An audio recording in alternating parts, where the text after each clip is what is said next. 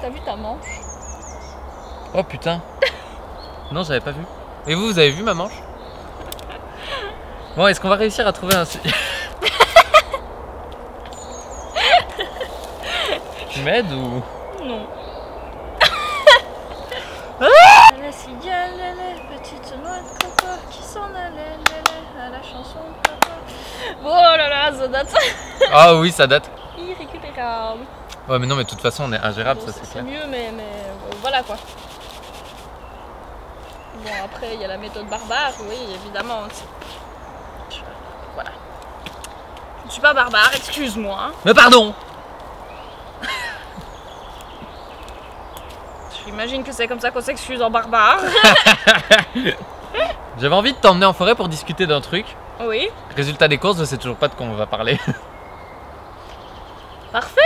En fait, j'avais des tas d'idées de vidéos, mais j'étais un peu pas bien cette semaine et du coup, je savais pas quoi tourner.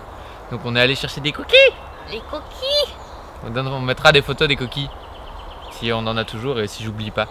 D'ici là. J'en veux plus. J'en ai que 3 là. J'essaierai de prendre une photo de ta collection de coquilles quand on rentrera. Pour le moment, j'en ai plus de morts que de vivants. Ça va pas? T'en as que 2 des vivants. J'en ai 3 des vivants. 3? Oui. Ok. J'ai 3 vivants, mais j'en ai une dizaine de morts, donc... Du coup, manger tes morts, ça sera plus facile. Ouais. Du coup, de quoi est-ce que... En fait, j'avais envie de parler d'un tas de sujets avec toi. Tu sais, les sujets que j'ai envie de traiter en vidéo. Tu vois, les attention whore, des machins comme ça. Ah oui. Et du coup, je sais pas, est-ce que t'as une illumination? Je pense que ça dépend surtout des petits enfants qui nous regardent de l'autre côté. Parce que bon, je ne sais pas exactement de quoi vous avez l'habitude de parler et quel est le sujet du moment qui les intéresse. Donc, Minecraft. Minecraft, oui, bon, là je suis assez mal placée que pour vous parler de Minecraft. Dans ma tête, ça a sonné Mein Kampf déjà, donc c'est que ça va pas. Mais non, c'est ça, mais ça fait un moment, tu sais, que je réfléchis à une vidéo, un langue du diable en fait, sur ça, et je sais pas du tout comment l'aborder. Du coup, je me dis qu'une discussion entre nous pourrait élargir un petit peu le champ des possibles. Ça pourrait être intéressant. Parce que, comme on en discute relativement souvent, toi et moi, on a un problème avec la manière de gérer les attention whore et la manière dont elles demandent de l'attention. Oui. Parce que, bah, clairement, ça marche pas. Ça marche pas. Ça marche pas. Extrait. Je déteste quand je fais ça. Ce serait intéressant justement de réfléchir un petit peu et de brainstormer à trouver une solution éventuelle à proposer aux gens ici. Oui. Donc plus sur les attention whore, j'imagine. Oui, c'est ça, tu sais, pour définir un petit peu ce qu'est une attention whore, histoire que les gens là... Que tout le monde soit d'accord. qu'on parte au moins du même postulat. Moi, ce que je définis comme une attention whore, c'est une fille qui a besoin d'attention et qui se crée des problèmes ou qui reste dans ses problèmes parce que sinon elle a peur qu'on ne s'occupe plus d'elle et qu'on lui apporte plus le soin ou l'attention dont elle a besoin. Et pour ceux qui avaient un doute, oui, je me considère comme faisant partie de cette catégorie. Du coup, par quoi est-ce qu'on commence? Par le problème de comment les gens le perçoivent, par comment est-ce qu'on définit exactement une attention whore, de comment les gens le vivent. Enfin... On va peut-être d'abord commencer par comment les gens le perçoivent. Ok. Bah, du coup, moi, les échos que j'en ai eu beaucoup, les attention whores sont considérées comme vraiment des personnes ultra néfastes pour ton moral, pour ta vie, qui vont te demander beaucoup d'efforts pour rien t'offrir en échange. C'est dans le nom, hein, c'est juste des putes à attention. Et tant qu'elles peuvent prendre, elles prennent, mais elles n'auront jamais aucune considération envers toi parce que ça ne sera jamais suffisant. Du coup, c'est considéré comme des personnes à fuir absolument. Parce que bah voilà, ça va juste te pomper toute ton énergie, tout ton temps et toute ta vie pour au final rien du tout. C'est vrai que c'est le genre de truc que j'ai beaucoup entendu aussi, l'air de rien, où ouais mais cette meuf de toute façon elle fait que chercher de l'attention, t'emmerde pas avec cette fille là aussi, le coup du elle évoluera pas, elle avancera pas parce qu'elle elle cherche à avoir des problèmes, elle cherche la merde C'est ça. Ou ce genre de choses. Et ça, c'est assez symptomatique de notre société, on se demande jamais pourquoi. C'est vrai, c'est vrai. Maintenant, j'estime que c'est normal que ça fasse peur aussi parce qu'en effet, il y a des gens qui sont pris dans cette espèce de spirale et où t'as beau leur expliquer que c'est pas parce que ces personnes iront mieux, etc., qu'on s'en fichera d'elles, elles auront quand même toujours tendance à retourner dans ce cercle-là pour être sûres qu'on s'occupe d'elles, pour être sûres que ça soit déjà de l'affection tendre et pas juste de l'affection du ouais c'est bien, t'es sympa, allez bye. Ouais, c'est ça. On manque beaucoup d'attention, je trouve, En général, déjà. en général, et plus d'attention maternelle en fait. J'ai l'impression que beaucoup de personnes pour le moment ont des problèmes avec leurs parents et qu'on manque énormément d'attention de leur part. C'est ça, je te le fais pas dire. Et où du coup je pense que ce gros boom des attention whore et tout ce qui s'ensuit, c'est dû justement au fait que les enfants sont considérés trop tôt comme des jeunes adultes et où du coup ils ont toujours besoin d'affection, etc. Mais il y a ce concept du ouais mais je peux pas faire de câlin à ma mère, c'est la honte, ouais mais il faut que je sois grande, il faut que je sois responsable, il faut que... Et où du coup on a tendance à se séparer très tôt de ses parents et de ne pas avoir suffisamment alors ce concept d'attention et d'affection très maternelle, très platonique et quelque chose qu'on peut reproduire à peu près que quand on va mal et que quelqu'un nous monte le moral. C'est vraiment pas con comme analyse en fait. J'espère que vous entendez pas trop les arbres. Il y a du vent. Et le vent se lève juste au moment où on fait une vidéo. C'est quand même génial ça comme concept. C'est clair. Ça fait des belles images au moins. Ah oui, ça. On va voir le bon côté des choses. C'est super joli ici. Ah, c'est clair. Et pourtant, on est à 2 pas de la ville. Ouais.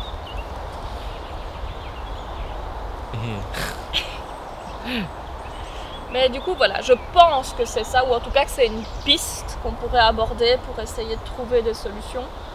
Là, c'est clair que c'est pas trop mal. Comme personne étant un petit peu dans le problème, je suis pas sûr que ça soit la totalité du problème. Il y a aussi le concept d'avoir appris à vivre avec son mal-être et d'avoir du mal à s'en séparer parce que, l'air de rien, ça apporte un tas de trucs et ça apporte une espèce de sécurité aussi.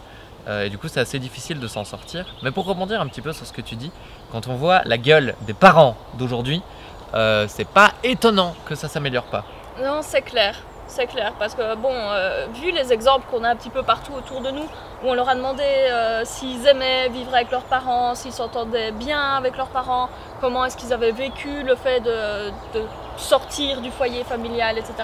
Pour tout le monde, ça a été une libération. Pour ceux qui y sont toujours, ils n'attendent que ça, c'est de sortir de chez eux, c'est d'avoir leur chez eux, parce que chez eux ça se passe mal, parce qu'on s'occupe mal d'eux, parce que... Pas on les nie, mais c'est presque comme si c'était pas leur chez eux ou comme si c'était des inconnus.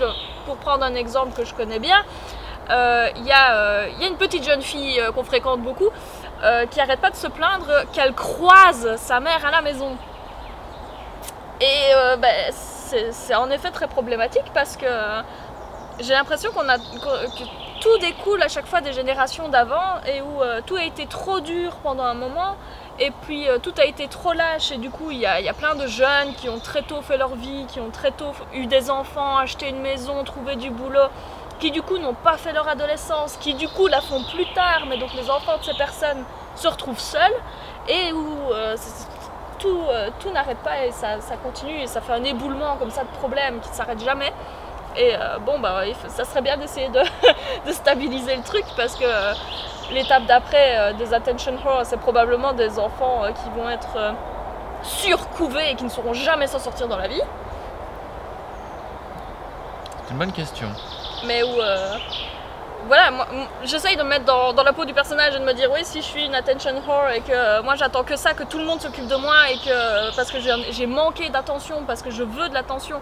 Mais le jour où j'ai un enfant, si on réfléchit comme parent-enfant, on veut que l'enfant ait ce dont on a manqué, mais du coup, l'attention et l'affection, ça va être... T'as un bel exemple en face de toi en fait, hein, de personnes qui réagissent comme ça. Ouais, moi j'ai tendance à fort couver les gens et à fort être toujours là quoi qu'il arrive et à être presque irrationnel dans... C'est ça, et encore toi tu fais ça avec des personnes même parfois que tu connais pas spécialement. Tu vois quelqu'un qui est dans le besoin, tu as envie de l'aider, tu as envie de lui montrer que quelqu'un pense à cette personne, qu'elle va s'en sortir, qu'elle n'est pas toute seule à réfléchir, etc. Mais imagine le jour où c'est quelque chose d'aussi important que ton enfant. Ouais, j'imagine très très bien. Mais là où ça va être, enfin là où c'est amusant, c'est que la raison pour laquelle je fais ça et la raison pour laquelle je pense aux gens, etc. Ça, je m'en cache pas. Et les gens autour de moi le savent. C'est parce que j'attends que quelqu'un réagisse comme ça avec moi. J'attends qu'un jour quelqu'un vienne me trouver en me disant oui, ça se voit que tu vas pas bien, t'es pas toute seule, on traverse quelque chose et t'as besoin d'aide et ça se voit et je vais t'apporter de l'aide. Et ça dans la vie ça marche pas en fait. Non, mais en même temps il faut bien te dire que toi et moi en général on est un level au-dessus en termes de réflexion et où on essaye déjà d'engendrer une autre réaction. Où du coup on agit pour engendrer quelque chose. Qu'en général les gens font ça mais vraiment très premier degré. En mode je vais prendre par la pitié pour récupérer ce que je veux là, maintenant, tout de suite. Oui c'est ça. C'est vrai que c'est encore la réflexion que tu m'as faite hier. Moi je vois à trop long terme. Tu vois à trop long terme, ouais. Et du coup fatalement ouais je suis dans une autre dimension par rapport aux gens qui sont bien enfermés en fait ici. Il y a l'oiseau qui hurle. Oui. Qui sont bien enfermés en fait ici dans notre monde. On va y arriver. Et qui sont dans la rentabilité à 3 mois, tout de suite, là maintenant, qu'est-ce que je peux faire? Si je fais ça aujourd'hui, qu'est-ce que la personne me fera demain? Qu'est-ce que je peux... Et c'est pour ça, à mon avis, que en tant que personne qui a besoin d'aide et qui a besoin de regard et qui a besoin de... bah oui, lol, j'ai besoin de regard. En tant que personne voilà, qui a besoin d'attention finalement, c'est pour ça que c'est hyper compliqué. Parce que les gens voient uniquement ce qu'ils vont perdre dans notre relation. C'est-à-dire que oui, dans un premier temps, on va essayer d'être rassuré, on va essayer d'avoir moins peur, on va essayer d'avoir l'attention dont on a besoin et dont on peut profiter au maximum parce qu'on sait très bien que la personne en face de nous va se tailler dans les 2 semaines.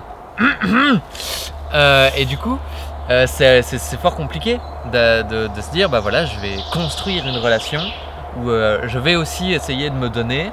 Enfin moi je suis déjà là-dedans, mais je remarque que les autres ont vraiment beaucoup de mal avec ça, où je vais essayer de me donner, où je vais essayer d'avoir un retour sur plus longtemps quoi. Et où du coup moi je tombe un peu dans l'effet inverse, c'est-à-dire que j'essaye de provoquer un mimétisme en m'occupant beaucoup des gens, mais ça marche pas.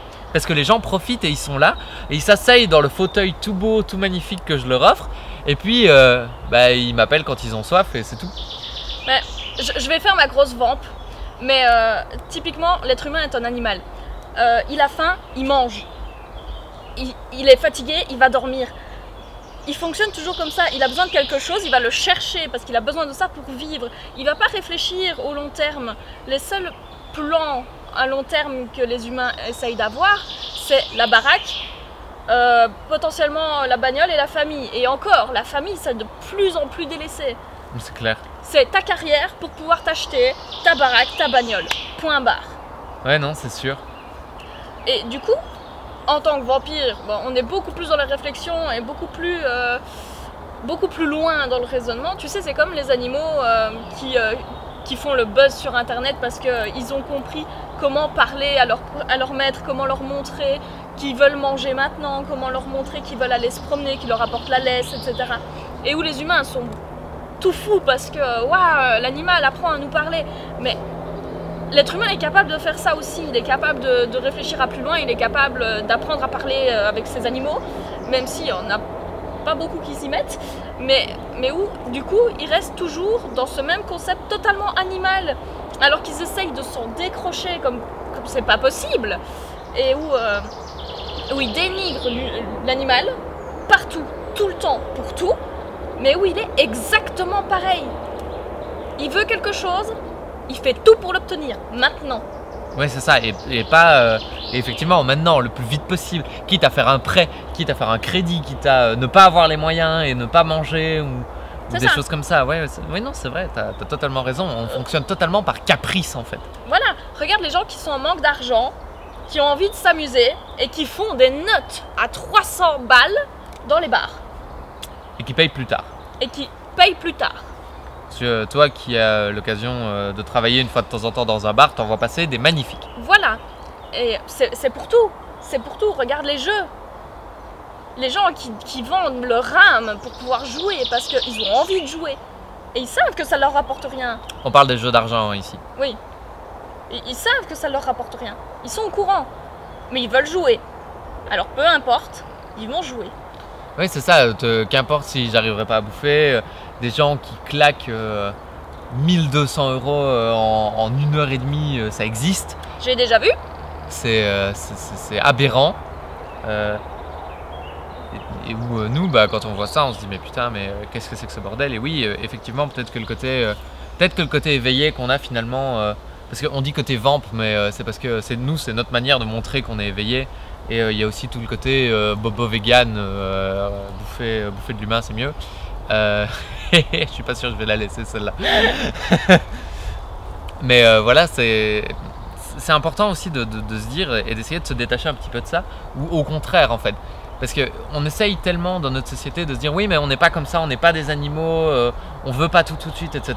Déjà ne serait-ce que l'accepter, se dire bah oui, effectivement, on est dans la recherche du profit, bah, ça nous permettrait de nous investir, et que ce soit en termes de temps ou en termes de pognon, mais je sens plus mon pied, que ce soit en termes de temps ou en termes de pognon, ça nous permettrait de réfléchir un peu plus et de se dire bah voilà, j'investis mon temps de manière plus intelligente. Je me dis bah voilà, là typiquement il y a une personne, pour revenir à notre sujet de base, là il y a une personne qui va pas bien, qui se sent mal et qui a besoin d'aide. Qu'est-ce que ça va pouvoir me rapporter de l'aider?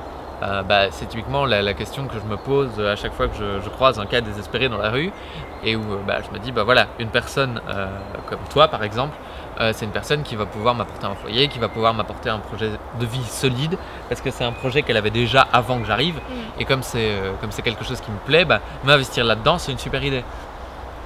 Et mais pour ça, il faut avoir justement ce concept du je réfléchis à plus long terme. Je me dis bah, de quoi j'ai besoin?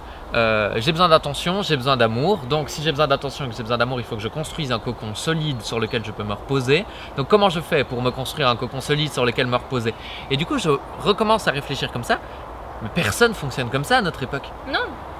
Non, voilà, typiquement, quand les gens se retrouvent face à une attention whore, ben, ils se disent bon, qu'est-ce que ça va me rapporter? Encore un mec va se dire, c'est une fille en détresse. Allez, viens, on baise. Voilà, il y a moyen d'en retirer quelque chose en échange d'un peu d'attention. Ouais, c'est ça. Et j'ai connu. C'est histoire vécue bien. Voilà, il y a des personnes suffisamment mal attentionnées pour s'en servir comme ça. Après, s'il y a des personnes qui sont un peu plus sur leurs principes, etc., elles vont juste se dire, est-ce que j'ai le temps? Ben, pas forcément, je suis déjà pressée parce que boulot, parce que machin, parce que bazar. Est-ce que j'ai l'énergie?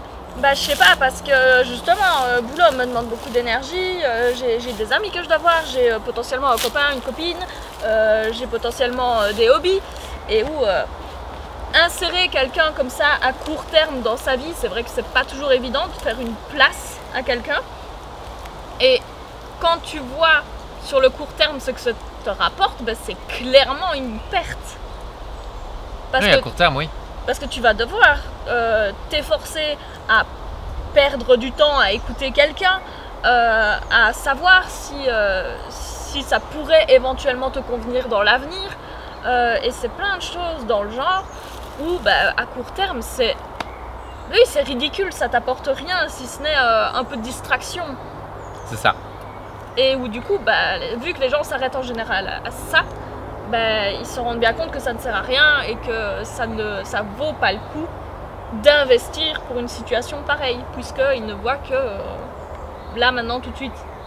Mais si on réfléchit comme toi, en effet, il y a moyen de construire quelque chose, il y a moyen de régler des problèmes, mais oui, en effet, les problèmes, ça se règle pas comme ça.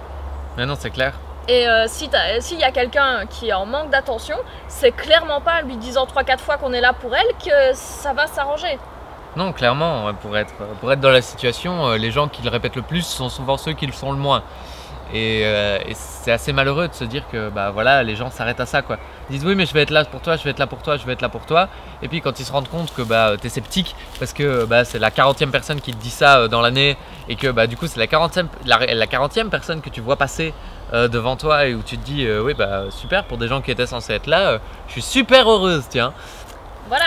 Et du coup bah ouais t'es sceptique et tu sais pas et t'hésites et tu te dis ouais mais de toute façon est-ce que ça en vaut vraiment la peine, et du coup bah tu profites de ce que t'as sur le moment, et parfois bah ouais c'est un peu sale parce que on dit souvent dans attention whore, il y a whore et la pute à attention. Et oui, c'est souvent comme ça où on se retrouve un petit peu dans un rôle de oui, j'obtiens un peu ce que je peux. Et la plupart du temps, des hommes, quand on est une meuf un peu bonne, un peu jolie, c'est difficile d'obtenir autre chose que du cul. Et on s'en contente. Parce qu'on a que ça, et c'est le seul moment où on a l'impression d'être aimé et où on a l'impression que quelqu'un prend soin de nous, finalement. Alors que non, c'est pas ça qui va régler nos problèmes, c'est pas ça qui va nous faire devenir meilleurs, c'est pas ça qui va nous sortir de nos soucis. Et le deuxième gros problème qu'on a aussi, c'est que souvent on est empêtré dans des situations tellement complexes que les gens se sentent dépassés Oui. par ce qu'on vit et où on en parlait encore hier du fait que il y a des gens qui vivent des choses affreuses et des choses qui sont tellement compliquées où on les regarde et on fait mais je vais faire quoi de toi, moi je sais pas. C'est ça, et puis vivre avec une personne en détresse, c'est excessivement lourd à subir parce que ça dépend de la détresse, tu me diras. Si c'est des gens qui ont juste un petit peu de mal à sortir et qui sont bien quand elles sont en tête à tête avec une personne de confiance, ça va encore, mais typiquement je pense à une personne paranoïaque. Ah putain. Vivre au quotidien avec un ou une paranoïaque, ça doit être affreux. Ouais. Ça doit être affreux, mais c'est tout autant affreux, voire plus affreux pour la personne qui le vit au quotidien que la personne qui l'accompagne. Ça, c'est vrai que c'est un truc qu'on a beaucoup tendance à oublier. C'est le côté du oui, mais t'es parano, c'est insupportable.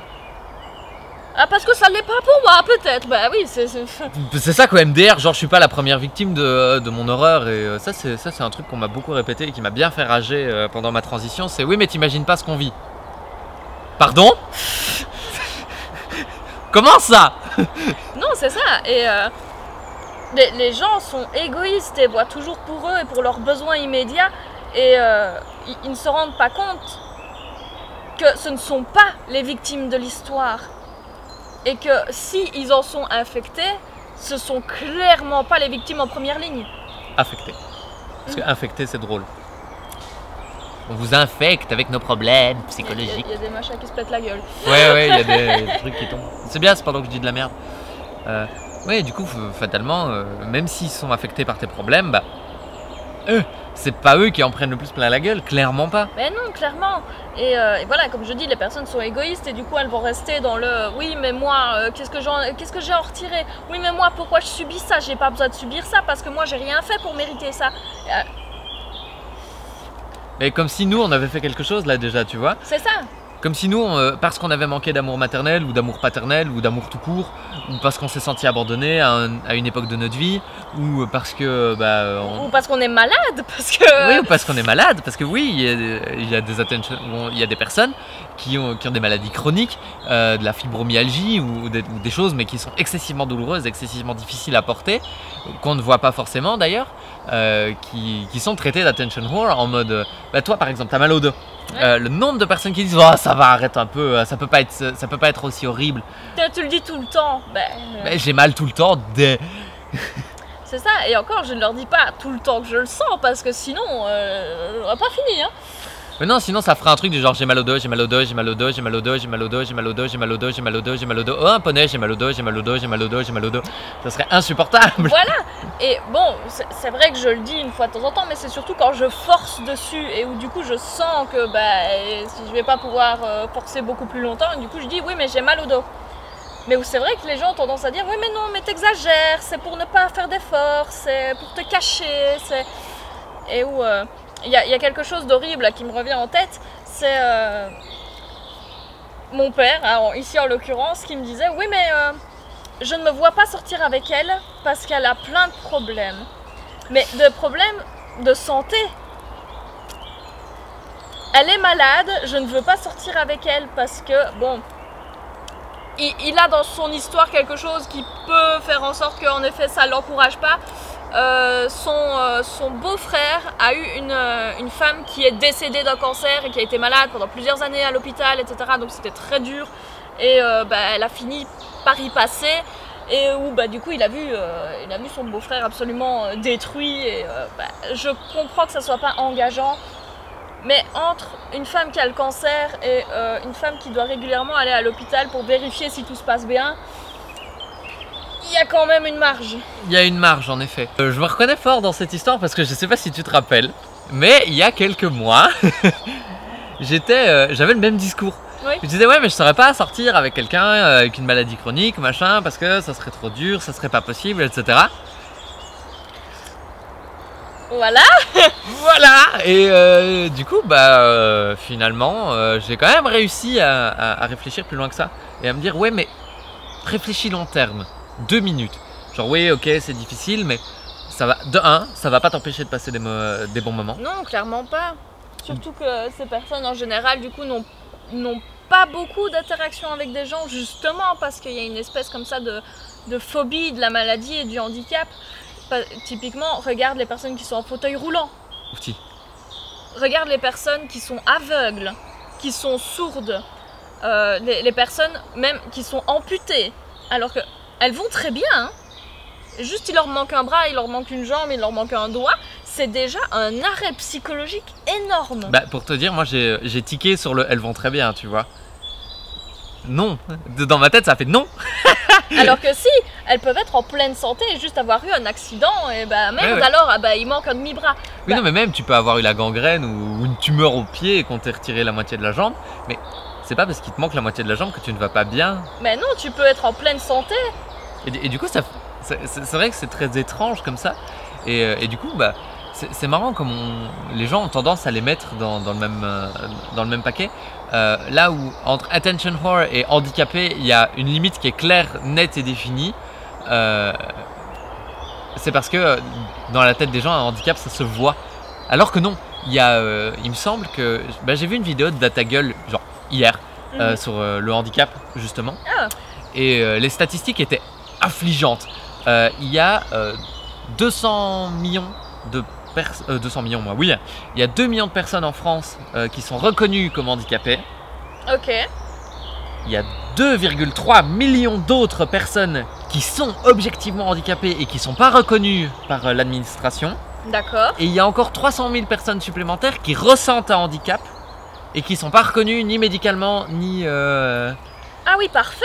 Donc ça fait 10% de la population française à peu près. Ah, grosse touche, ça fait 8,5 plutôt, mais bref. On est quand même sur un taux assez monstrueux.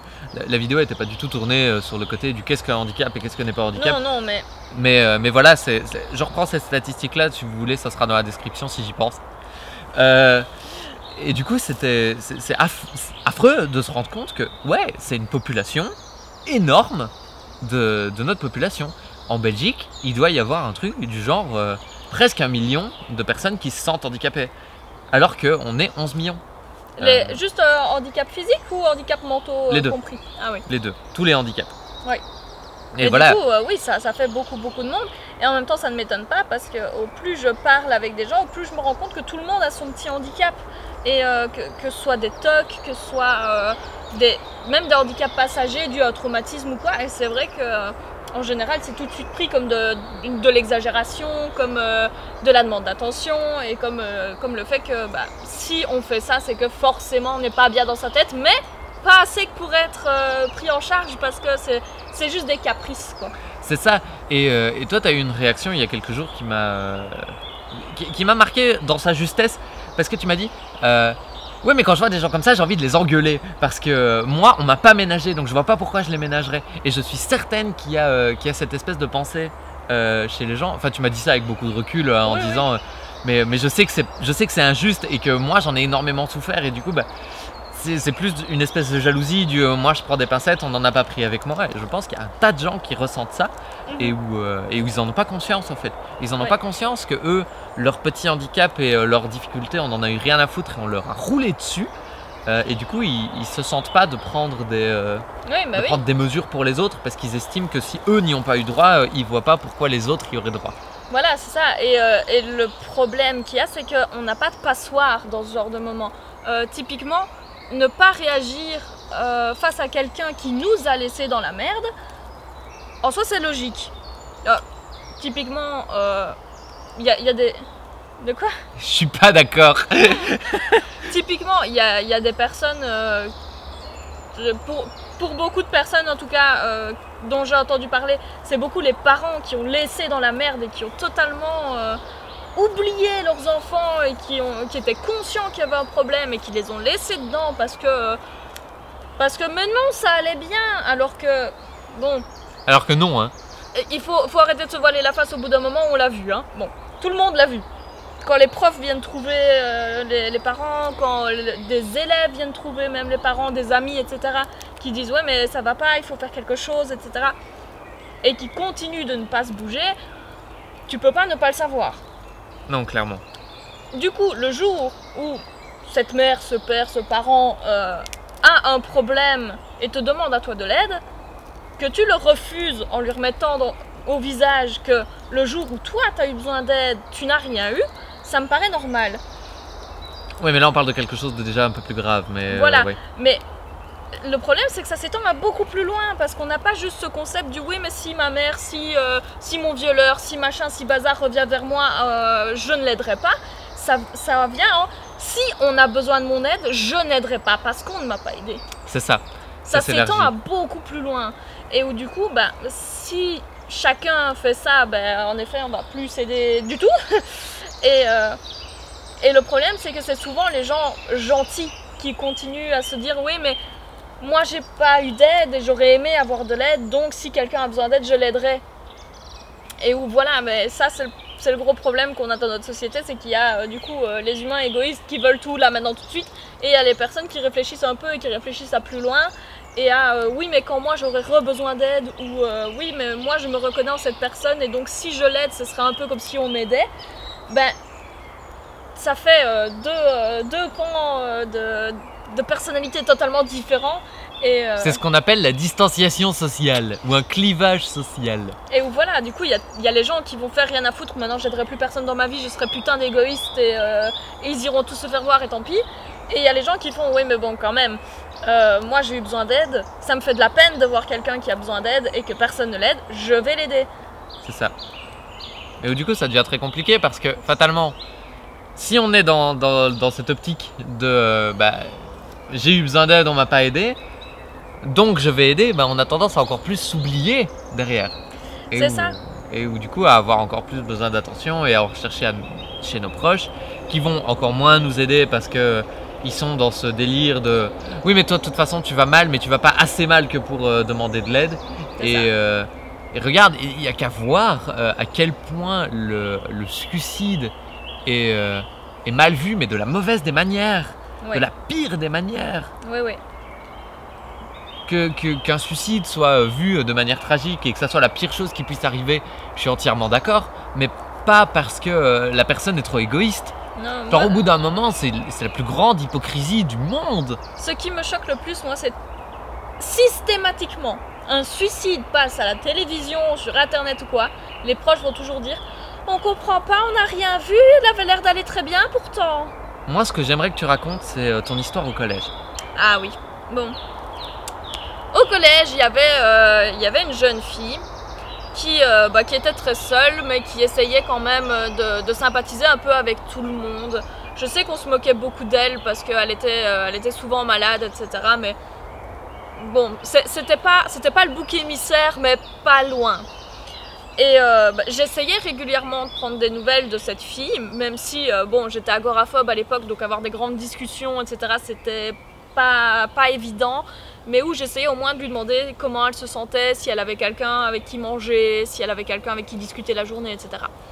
Et je suis jamais restée plus que ça avec elle parce que quand elle me disait qu'elle avait personne, j'essayais de lui trouver quelqu'un et lui dire demande peut-être à telle personne ou demande à telle personne, elle est toute seule aussi. Mais donc moi je ne suis jamais vraiment restée avec elle. Et un jour elle est pas venue, mais comme d'habitude on s'est dit elle est malade, voilà, parce que bon, vu le nombre de fois où elle était malade et où elle venait pas pendant parfois 1 semaine et demie, 2 semaines, c'est pas posé plus de questions que ça. Oui, il y a un coquille, je l'ai vu. Vole le coquille vite. Vole le coquille vite. Là.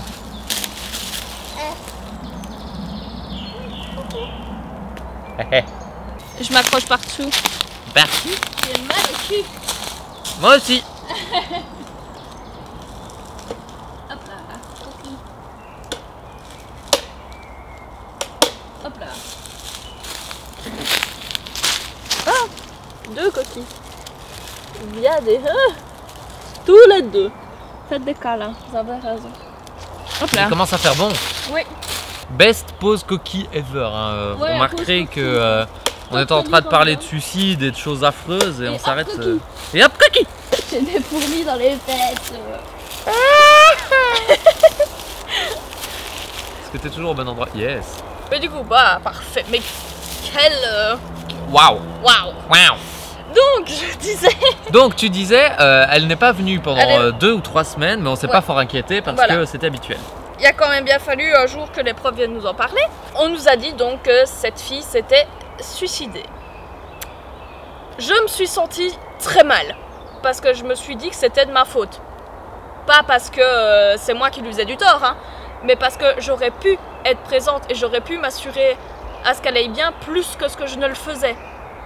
Alors que tu étais déjà la seule à le faire. Alors que j'étais déjà la seule à le faire parce que malgré que j'essaye de la ramener vers d'autres personnes, j'avais quand même majoritairement tendance à la voir toute seule. Mais bon, mon agoraphobie m'avait beaucoup bloqué là-dedans et où du coup j'ai pas osé revenir vers elle et me lier d'amitié avec elle, même si je pense que ça aurait pu se faire. Et bon, je m'en suis voulu énormément et j'ai été mais absolument abasourdie et pleine de haine quand j'ai vu la majorité des élèves chialer. Chialer après une fille Dont il se moquait tous les jours. dont il se moquait tous les jours. Et il la laissait seule et il se moquait d'elle en face comme dans son dos. J'étais juste outrée de voir à quel point ils en avaient rien à foutre quand elle était là. Et à quel point à partir du moment où elle a fait un acte irréversible, ils ont commencé même pas à se remettre en question, mais à faire les hypocrites. C'est ça. Est-ce qu'il n'y avait pas eu une veillée, etc. Si, il y a eu une veillée, il y a eu... c'était une... je sais plus si c'était une minute de silence ou quoi, ça remonte à une époque que je n'aimais pas trop, donc j'ai beaucoup oublié. Mais la cour était remplie de monde.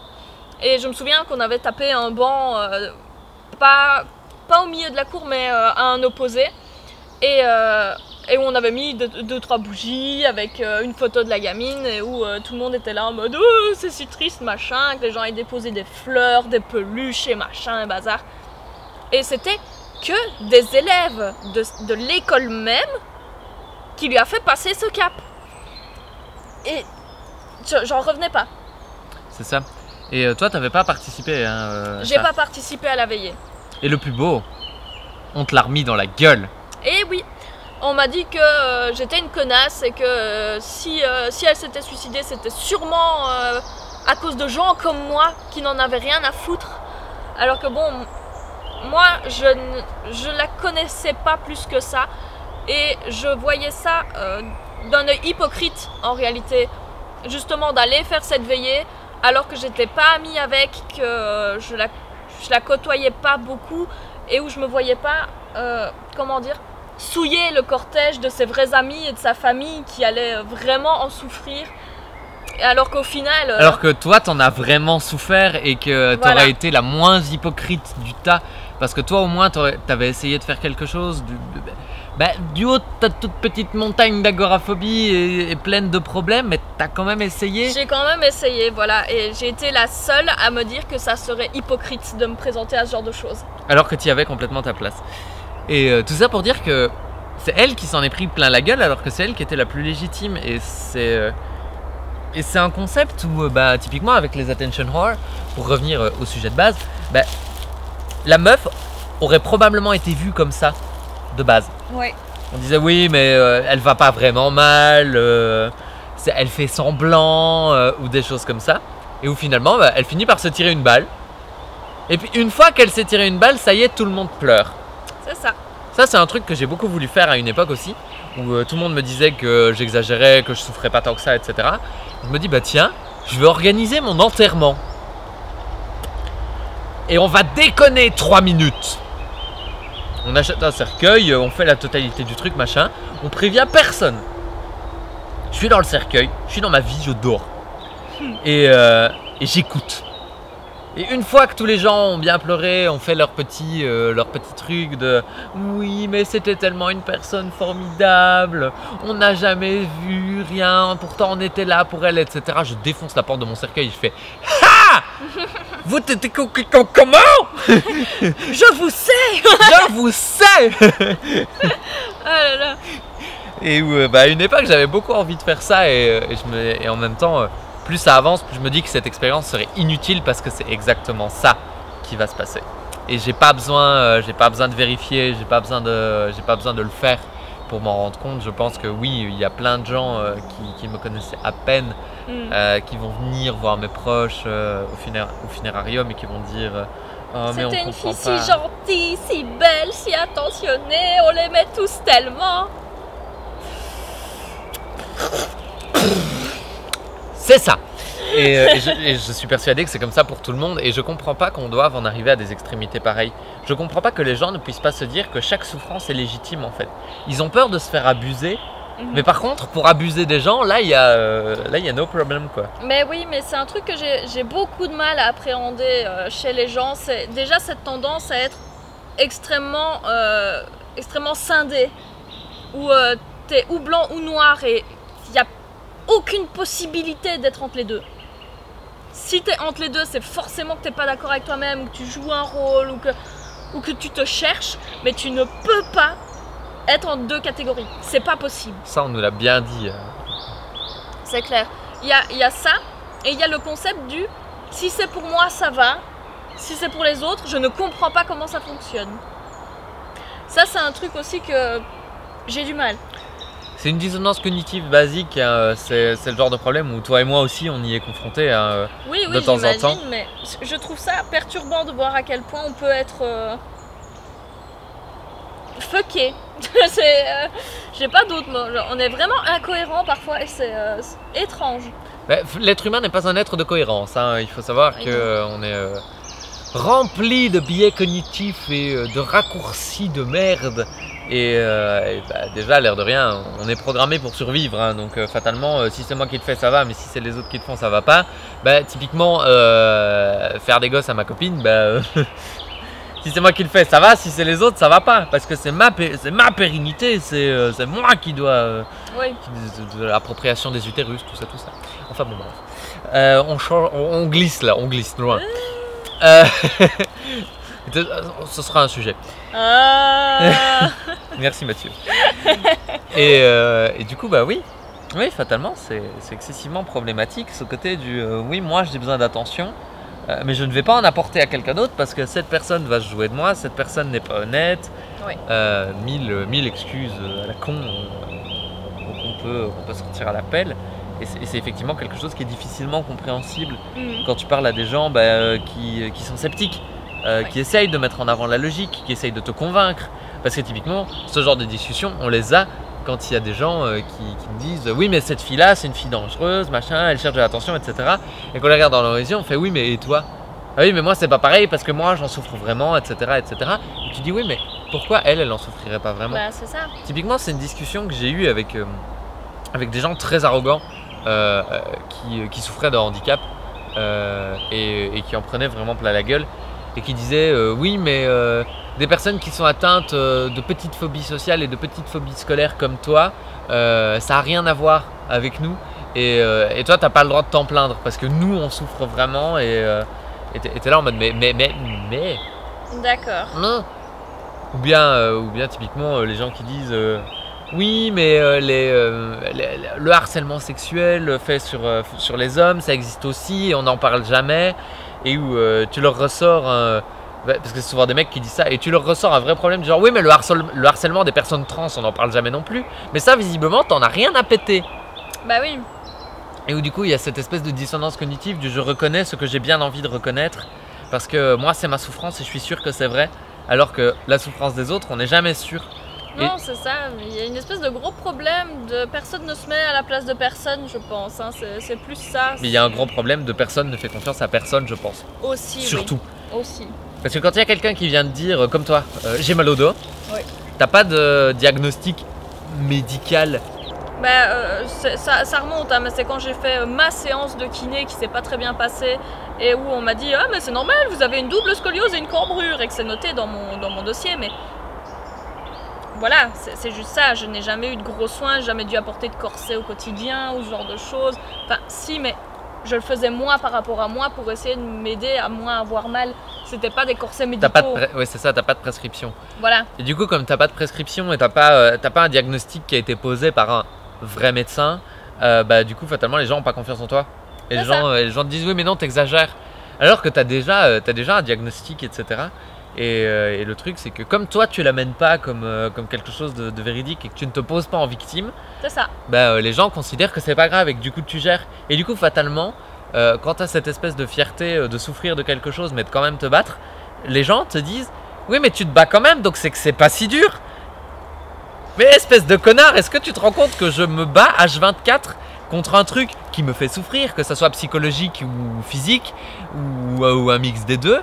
Et est-ce que tu te rends compte que c'est d'autant plus difficile puisque je me bats contre et je m'assieds pas juste dans mon sofa en mode oui je souffre, oui je suis en dépression donc je me fais poser un certificat médical et je bouge plus, ou j'ai une phobie sociale, je me fous dans mon divan et je bouge plus, ou j'ai mal au dos du coup je me fous dans mon divan et je bouge plus. Non, c'est un effort perpétuel et du coup les gens, comme tu fais un effort, ils estiment que ça y est, tu fais un effort donc ça va.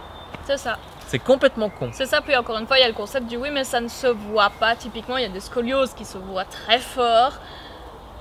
La mienne, je la sens, mais on ne la voit pas plus que ça. Surtout avec des fringues. Mais bon, mais en même t'as temps, déjà travaillé sur mon dos, t'as vu à quel point il est ch'kiff. Et en même temps, toi, comme t'as une double scoliose, t'en as une dans un sens et t'en as une dans l'autre. Ce qui fait qu'on a l'impression que t'as un dos droit.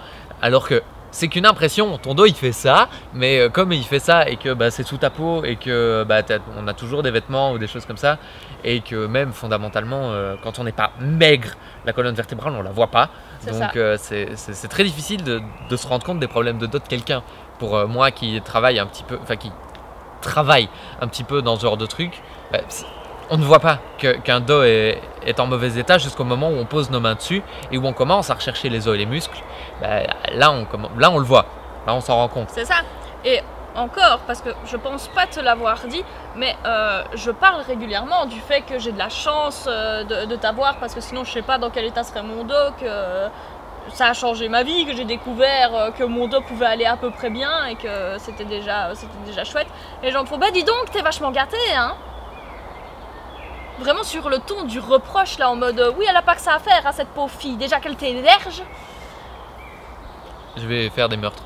Voilà. C'est quand même incroyable ça, putain. Alors que voilà, c'est même pas moi qui le demande, c'est toi qui as insisté pour que je te le demande quand j'avais vraiment mal et que j'ai encore du mal maintenant parce que c'est le concept du je profite de toi, machin, et comme je viens de te le dire, en plus il y a des gens qui viennent le reprocher derrière. Donc mais ces gens-là, déjà, ils devraient se mêler de leurs oignons, de base. Déjà. Et puis ensuite, t'en as besoin.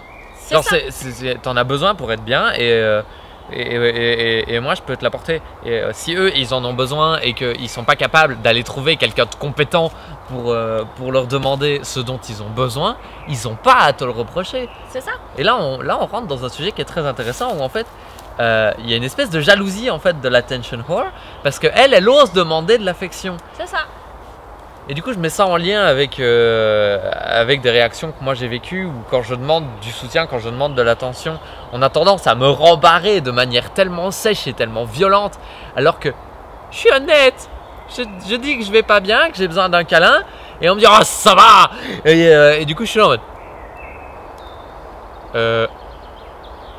pourquoi on m'engueule, en fait? Ouais, non, c'est ça, je pense qu'en effet c'est une histoire de jalousie parce que plus personne n'ose demander quoi que ce soit parce on est jugé en permanence pour tout ce qu'on fait, pour tout ce qu'on dit, pour tout ce qu'on porte, et où du coup il y a plein de gens qui se renferment mais à crever et qui n'osent plus rien faire, alors que en soi demander un câlin, qu'est-ce que ça peut bien foutre? Visiblement ça casse les couilles aux gens, un truc de monstrueux. C'est ça. Et où je sais pas si t'as déjà entendu ce genre de choses, mais je sais pas si t'as entendu parler des gens qui ont les pancartes Free Hugs dans les conventions. Alors, j'en ai entendu parler, mais pour moi, il y a 2 camps. Voilà. Il y a 2 camps. Et il y a le camp du c'est trop chouette, c'est super cool, des gens qui sont un peu débridés comme ça, qu'on puisse un peu profiter mais sans qu'il y ait d'arrière-pensée, etc. C'est beaucoup plus humain. MDR. Et puis il y a l'autre groupe qui fait ouais mais de toute façon c'est tous des gros pervers, ils sont juste là pour mater des meufs et pour les toucher. Et où t'es là en mode mais il y a des meufs aussi qui font des pancartes free hugs. Ouais mais c'est des filles qui arrivent pas à avoir de copains, elles sont juste là pour plotter des mecs. Waouh. Alors les gens, je vais vous apprendre un truc génial. Il y a les 2 camps en fait. Dans les gens qui ont des pancartes free hugs, il y a des mecs qui sont là uniquement pour effectivement toucher des meufs et qui l'assument hein, parce qu'ils l'écrivent sur leur pancarte uniquement pour les filles MDR. Voilà. Et de l'autre côté, bah, il y a effectivement les gens qui sont juste là en mode bah, on va donner plein d'amour aux gens parce que ça leur fait du bien. C'est ça. Et où, bah oui, en effet, il y a des bons et des mauvais partout. Mais il y a des bons et des mauvais partout. Partout. Genre, si tu dois arrêter d'aller chez ton médecin parce qu'il y a forcément bien un ou l'autre connard qui te retire plus d'argent que ce qu'il ne devrait, ou qui n'a pas vraiment réussi ses études, qui a réussi à douiller, ou je ne sais pas, peu importe. Mais ça doit forcément exister, il doit forcément y avoir de mauvais médecins, il doit forcément y avoir de mauvais chirurgiens, il doit forcément... Mais des mauvais médecins évidemment qu'il y en a, je t'en avais montré un qui prescrivait contre l'état grippal et le Covid-19 un demi-oignon coupé sur sa table de nuit MDR. C'est juste, c'est juste. Et on a vérifié, ce mec était diplômé de médecine hein. Il est diplômé de médecine. Et quoi, et parce qu'il y a 2-3 mauvais médecins, et faut pas aller chez ton médecin, hein, c'est méga dangereux.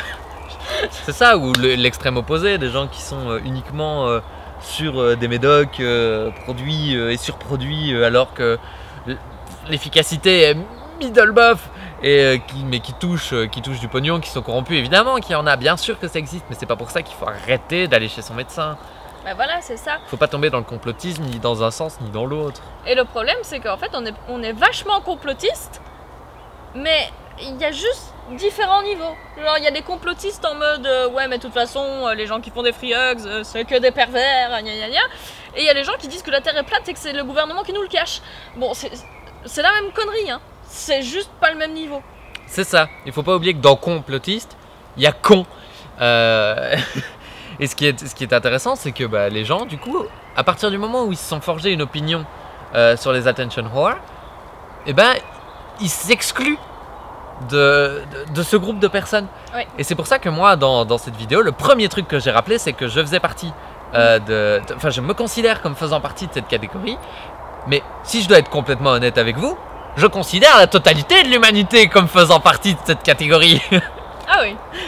Ah bah oui, tous à des niveaux différents. Oui, bah mais oui. on est tous en besoin d'attention. On a tous besoin d'affection. Oui, on a tous effet. besoin d'attention, on a tous besoin d'affection et on l'assume pas.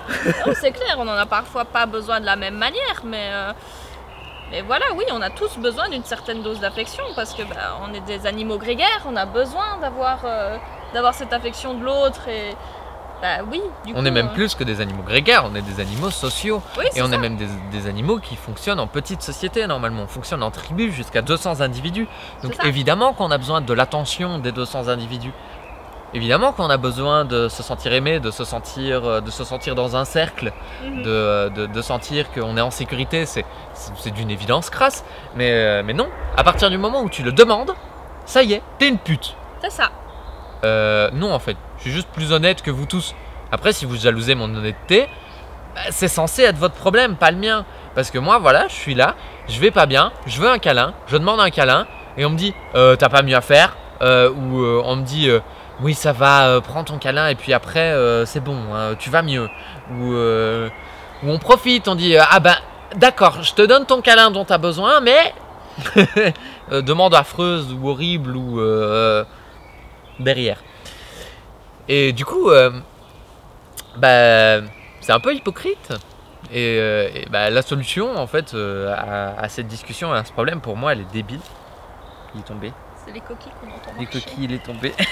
Les coquilles. La solution à ce problème-là, elle est hyper simple en vrai. Bah, assumer que le besoin d'attention et le besoin d'affection est naturel. Et que les gens vont pas abuser Parce que encore une fois, on parle de complotisme, mais ce complot-là, il est encore plus beau. C'est le côté du bah forcément, si quelqu'un me demande de l'attention, c'est pour abuser de moi. Oui, c'est ça. Et forcément, je vais toujours tomber sur quelqu'un qui va abuser de moi, qui va chercher à m'entourlouper, qui va rechercher uniquement à retirer des choses de moi et pas quelqu'un qui va m'apporter des choses. Ouais. Alors que c'est pas vrai. Des personnes comme toi qui ont tenté d'aider une jeune demoiselle qui s'est suicidée malencontreusement et où tout le monde s'est dit que c'était la pire des choses. Tu savais qu'elle allait pas te retirer des choses et tu cherchais pas non plus à retirer quelque chose d'elle. Non, bah non. Alors que vous aviez toutes les deux besoin d'aide et vous auriez pu très bien vous apporter toutes les deux ce dont vous aviez besoin. Oui, c'est ça. Et on est dans une société qui réprouve tellement ce côté Il y a ce côté d'aide gratuite que... que ça marche pas. Ouais. Parce que forcément, on se dit, ouais, il y a un prix à payer. Forcément, je vais y perdre. Ouais, jamais rien n'est gratuit. Alors non, mais c'est pas grave. Alors, évidemment que rien n'est gratuit. Non, Évidemment, c'est ça, mais- évidemment qu'il faut travailler pour avoir les choses. Évidemment que si tu as envie que quelqu'un t'aide, il faut l'aider en retour. C'est Oui, logique. c'est ça. L'altruisme, ça n'existe pas. Mais c'est pas pour autant que... Enfin, les gens sont pas des putains de multinationales, quoi. Ils vont pas te vendre un truc qui vaut 30 cents à 14 €. Enfin, C'est ça. Et c'est justement pour ne pas tomber là-dedans qu'il faut être conscient que tout a un prix et que tout a une valeur. oui, mais oui. Mais voilà, le problème, c'est que les gens ne voient de valeur quand des choses ou matérielles ou des choses qui demandent beaucoup d'énergie ou beaucoup de temps ou beaucoup d'argent, hein, généralement. Et souvent, c'est fort matériel. Hein. Souvent, un câlin, c'est complètement sous-estimé, ou une discussion, une Oui, écoute, c'est ça. une balade, ou même faire une activité ensemble, Oui, fondamentalement. c'est C'est vrai. c'est complètement sous-coté. Moi, j'avais une amie comme ça que j'ai fini par virer de ma vie parce qu'elle m'énervait. Elle avait un compagnon qui était vraiment très gentil, trop gentil. Et elle s'en plaignait tout le temps. Tout le temps. Ouais, mais il m'offre jamais rien. Ouais, mais il fait jamais rien pour moi. Ouais, mais quand j'ai besoin de lui, il est pas là. Il faut savoir que cette fille, c'était le genre de fille qui faisait du shopping toutes les semaines pour environ 100 balles de fringues, de make-up, de bijoux, peu importe. Mais toutes les semaines, elle faisait du shopping pour 100 balles.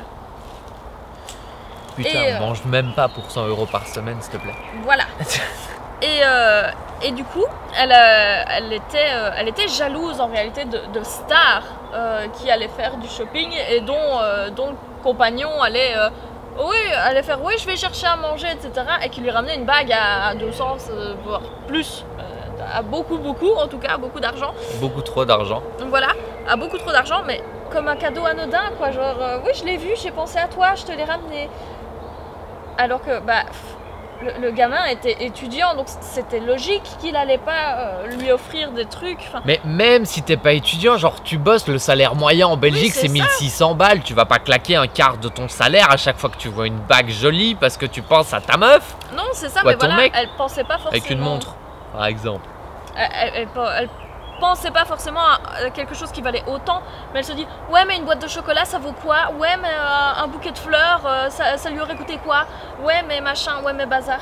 Et où du coup, toutes les attentions qu'il lui portait étaient complètement sapées par ça.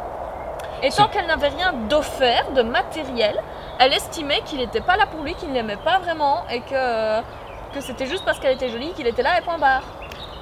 Ce qui est une fabuleuse hypocrisie, parce qu'on est face à des cadeaux qui sont pas matériels, où tu peux être adorable et où faire un tas de choses. Je reprends l'exemple du câlin, où c'est quand même le plus beau cadeau que tu peux faire, c'est tu dis voilà, je pense à toi, je te prends dans mes bras et j'ai envie que tu sois bien, j'ai envie de te protéger, j'ai envie de faire un tas de trucs, ou je te fais le café le matin, pour prendre un exemple Oui, c'est ça. qui est très parlant. Je te fais le café tous les matins, ça veut dire que je t'aime, je te fais ton café tous les matins.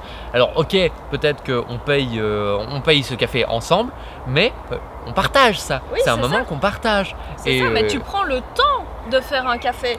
Tu pourrais très bien dire oui, mais non, mais moi j'ai une vidéo à regarder, oui, mais moi j'ai ça à faire, machin. Non, tu prends le temps. Et où C'est ça. il y en a pas beaucoup qui sont prêts à prendre le temps, l'air de rien. Et où le garçon en question me choquait de par ça, parce que typiquement, il avait peur pour elle et il refusait de prendre le bus tant qu'elle n'était pas dans le sien. Et où moi, c'était la première fois que je voyais un comportement pareil. Et où j'étais là en mode, waouh, mais c'est super gentil. Ses parents l'attendent, il a des devoirs à faire.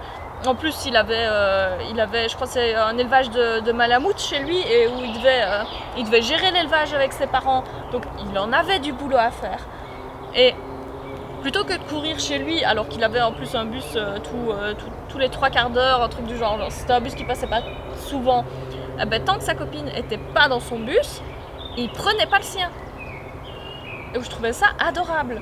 Oui, c'est une grosse attention, ça demande beaucoup de temps, et le temps des gens est vu comme l'horreur de trucs. Et c'est considéré comme un truc qui a tellement pas de valeur. Ouais. Et moi, il y a un comportement qui m'a beaucoup choqué aussi. C'est le côté du je reste là parce que tu ne vas pas bien. Et ouais, mais t'es la seule personne à faire ça pour moi. Pardon? Comment ça? Et du coup, là, c'est dans l'autre sens. C'est quelque chose qui est reconnu à sa juste valeur. Mais c'est bien la preuve qu'il y a un problème. Ouais, soit clair. les gens s'en foutent, soit les gens l'ont pas. C'est ça. Et enfin voilà, du coup, pour en revenir à l'attention whore, etc., le problème qu'on a, c'est pas tellement l'approche qu'on a de l'attention whore, c'est un problème global, un problème sociétal qui fait qu'on a confiance en personne et qu'on a toujours l'impression de devoir payer beaucoup plus que ce que les choses ne valent réellement. C'est ça. Où on n'a plus la valeur des choses simples. On n'a plus la valeur des choses simples, mais on n'a plus la valeur des choses tout court. Si on élargit juste un tout petit peu, Oui. il n'y a qu'à toi te voir dans une boutique de vêtements pour se rendre compte que la valeur des choses, tu l'as pas non plus. Non, c'est clair, c'est clair. Parce que voilà, on est dans une société où on a des Wish et des AliExpress, où on nous propose des articles à moins d'1 € et où on se rend pas compte que avec moins d'1 €, tu sais pas manger. C'est ça. Et C'est où tu dis mais oui, mais je veux pouvoir payer mon pain moins d'1 €. Mais est-ce que tu te rends compte que dans ton pain, il y a le travail de l'agriculteur qui a planté ses graines, qui a attendu qu'elles poussent, qui les a arrosées, qui les a récoltées, qui les a égrenées. Ensuite, il y a le travail de, je sais plus comment ça s'appelle, les gens qui font de la farine.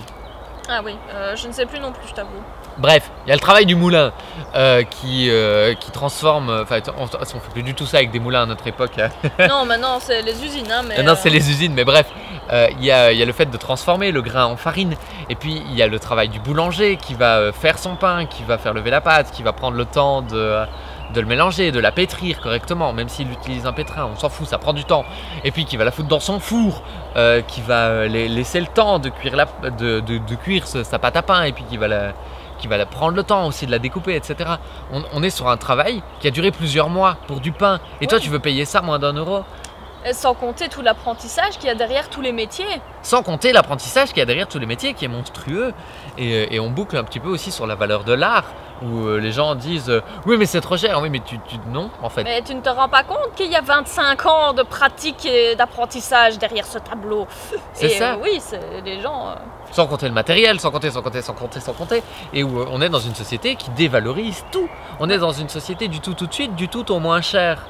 Et où du coup ça ne peut pas marcher. Et du coup la valeur des choses est complètement fuckée chez les gens.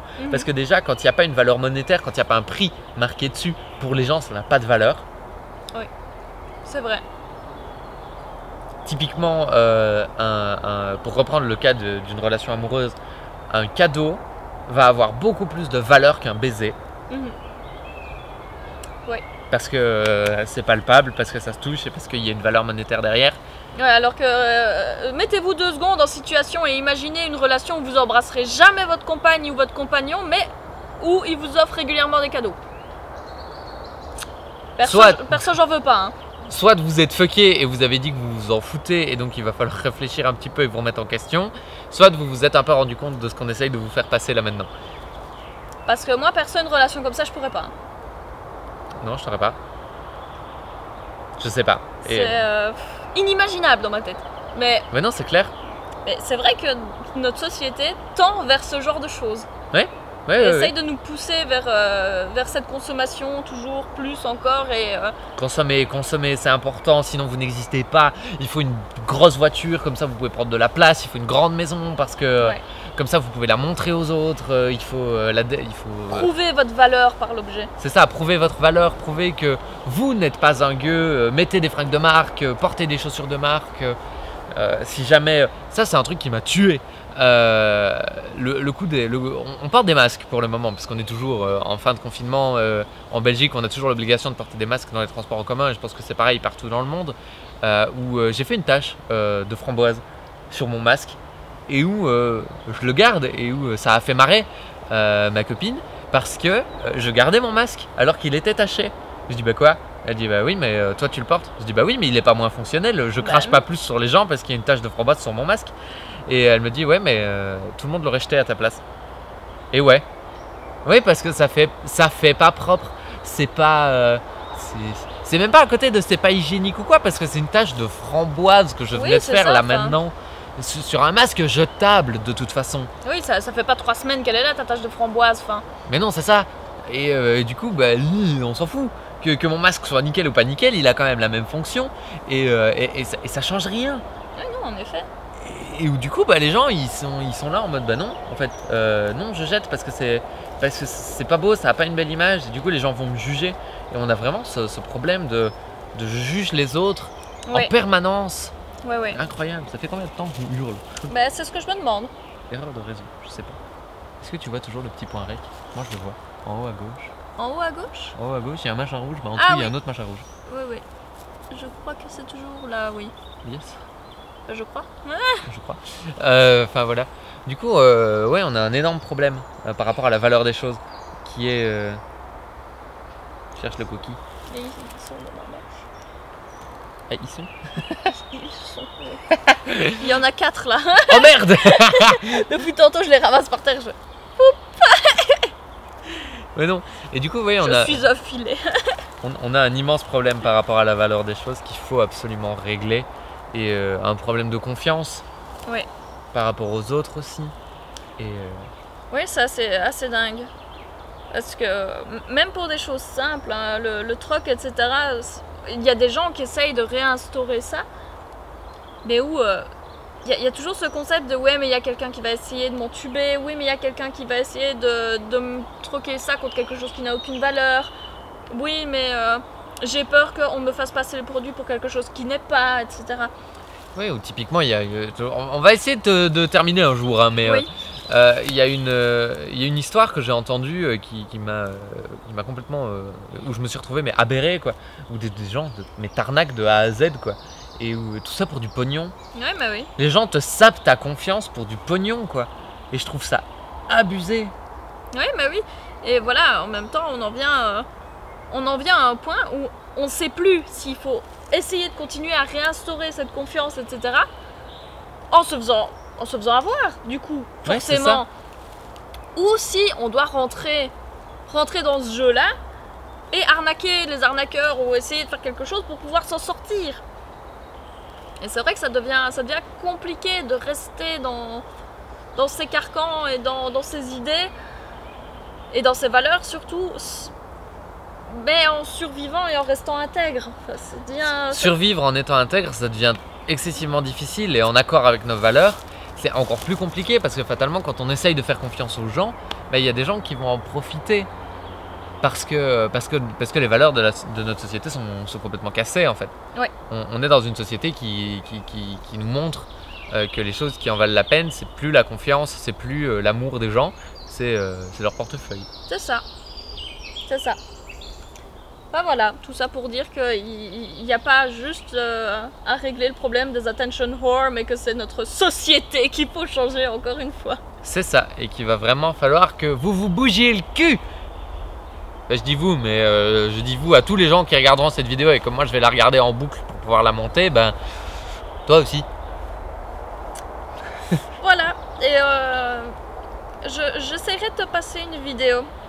Tu feras un live dessus, je suis sûre qu'il y a moyen que tu parles de plein de choses parce que c'est très intéressant. Ben, on peut faire un live dessus, on ferait bien un live radio libre là-dessus, ça serait super intéressant. C'est une vidéo d'une femme qui parle de pourquoi est-ce que les femmes ne se sentiront jamais belles dans la société, mais on peut aussi raccrocher ça à toutes les valeurs qu'on perd, etc. C'est intéressant. Bah voilà, du coup, des lives radio libre, on va en faire quelques-uns sur comment changer la société. Voilà. Enfin voilà, du coup, bah merci d'avoir regardé cette vidéo. J'espère qu'elle sera pas trop longue. Et je vous dis à la semaine prochaine pour un épisode de l'Unique et à bientôt pour un live. Puisque je suis en live sur Twitch tout le temps à peu près. Donc c'est les mardis, jeudis et dimanches où je suis en live avec vous et où on s'amuse bien. Du coup je vous fais un tas de gros bisous et je vous dis à très bientôt. Ciao.